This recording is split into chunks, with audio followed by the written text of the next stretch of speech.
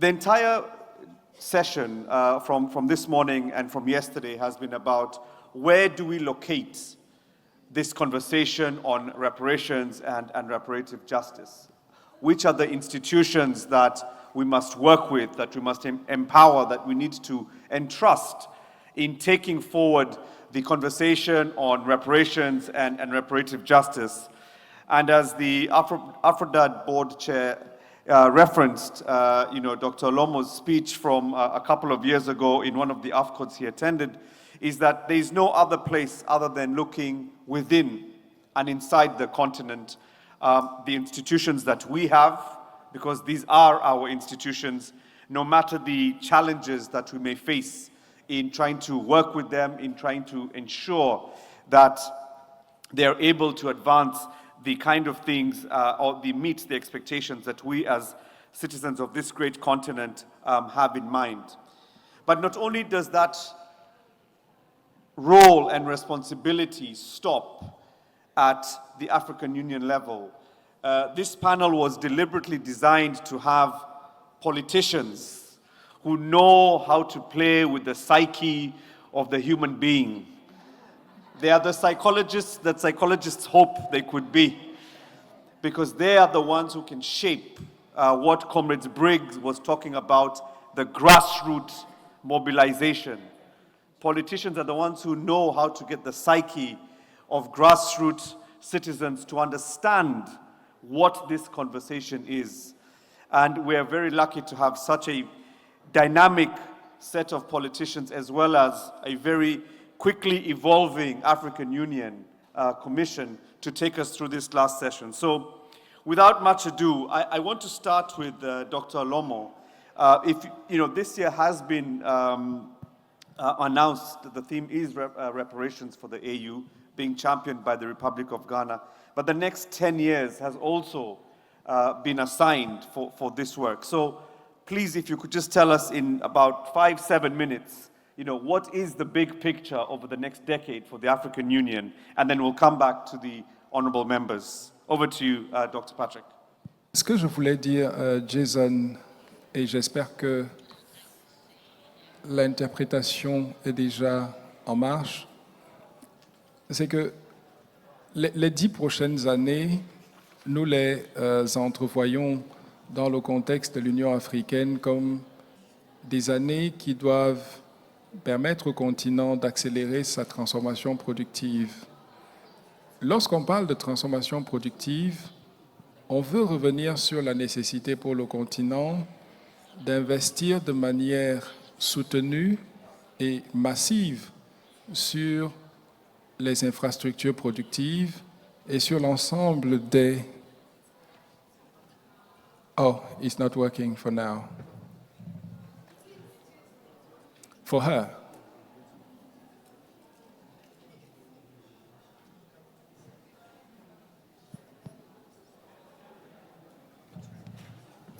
Donc, investir sur les infrastructures productives, comme on le disait, et dans le contexte de l'agenda 2063, cela veut dire investir dans la transformation économique du continent. Ce point est fondamental, comme je le disais ce matin, parce que nous avons un potentiel économique indéniable. La population de l'Afrique est de 1,4 milliard d'habitants et dans juste 2 décennies, on est supposé avoir 2,7 milliards d'habitants vivant sur le continent. Ça veut dire qu'on aura une population combinée de la Chine et de l'Inde sur un seul continent et que sur l'échiquier international, on aura la population la plus jeune et la plus dynamique. Donc, il est important d'investir. Le deuxième plan décennal de l'agenda 2063 revient amplement sur cette question d'investissement sur les êtres humains, sur les personnes, et d'investissement dans le capital humain qui est nécessaire pour accélérer cette transformation productive. Cela s'inscrit également dans la dynamique de la transparence fiscale que nos pays doivent embrasser. Parce que, comme il vous souviendra, on est dans un contexte où l'aide publique au développement est en parfaite chute et où il est nécessaire pour nos économies d'investir dans la mobilisation des ressources internes.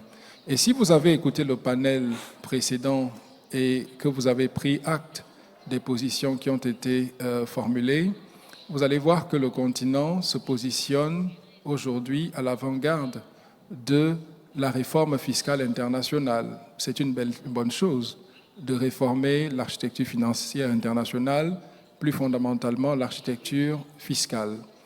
Mais cela ne veut pas dire que nous devons oublier de réformer la fiscalité domestique, la fiscalité intra-africaine. Et c'est le travail que nous faisons avec des institutions comme Tax Justice Network, avec ATAF, l'African Tax Administration Forum, le Forum africain sur la fiscalité, pour amener les États africains à créer le cadre indispensable pour pouvoir accélérer la collecte des ressources internes. Pas seulement la collecte et l'investissement de ces ressources dans les domaines productifs. Cela est essentiel parce que si nous pouvons lutter contre la corruption, lutter contre l'évasion fiscale, lutter contre les flux financiers illicites, nous serons dans une position qui nous permettra de sécuriser un montant de près de 700 milliards de dollars chaque année. Vous voyez un petit peu, 700 milliards. Ces ressources-là sont indispensables pour que l'Afrique puisse investir massivement dans les secteurs productifs. On l'a dit ce matin, le continent a des ressources importantes et si vous avez écouté le panel précédent, ils sont revenus de manière précise sur la nécessité pour le continent non pas d'être exportateur de ressources naturelles, mais d'être créateur de valeur sur le continent. Et la création de valeur sur le continent signifie qu'il faut industrialiser l'Afrique, qu'il faut être en mesure de créer le contexte qui nous permette de produire les biens qui seront consommés par les 1,4 milliard d'habitants et certainement les 2,7 milliards d'habitants que nous aurons demain. Vous comprenez donc qu'il y a une dynamique de transformation en marche. Cette dynamique de transformation, elle est indispensable et la problématique de la réparation, de la justice et la réparation dont on parle depuis ce matin est centrale à ce processus. Centrale pourquoi? Parce qu'elle nous permet de comprendre d'où nous venons et certainement où nous projetons le continent dans les 10 années ou les 50 années à venir. Mais tel que je l'ai dit ce matin, il est important de comprendre que de se focaliser plus sur le passé ne résout certainement pas notre problème qui consiste à se positionner en tant qu'acteur crédible de l'arène économique mondiale aujourd'hui. Parce que j'ai entendu un panéliste dans le panel précédent dire qu'il est tout à fait absurde que 55 chefs d'État ne puissent pas se mettre ensemble pour discuter. Mais on le fait déjà. L'Union africaine crée ce cadre. On a des concertations avec nos chefs d'État qui permettent, peut-être pas de manière visible aujourd'hui, d'apporter des solutions aux problèmes qu'on perçoit, mais je peux vous dire avec certitude que dans les 10 années à venir, dans les 5 années à venir, il y a un faisceau d'éléments qui permettent de comprendre que la transformation est en marche. Et malheureusement, ceux qui ne l'auront pas compris n'auront pas pris le train de cette transformation et ne pourront pas avancer. Je conclus en disant que nous sommes convaincus, et je pense que je ne suis pas seul dans cette dynamique-là.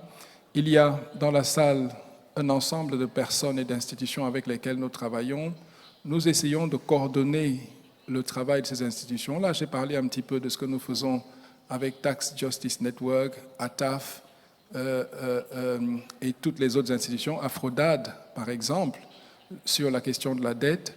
Nous sommes en train de créer le cadre qui nous permettra d'avancer. Sur la question de la dette, et je conclus sur ça, nous avons organisé la toute première conférence de l'Union africaine sur la dette, après plus de 40 ans.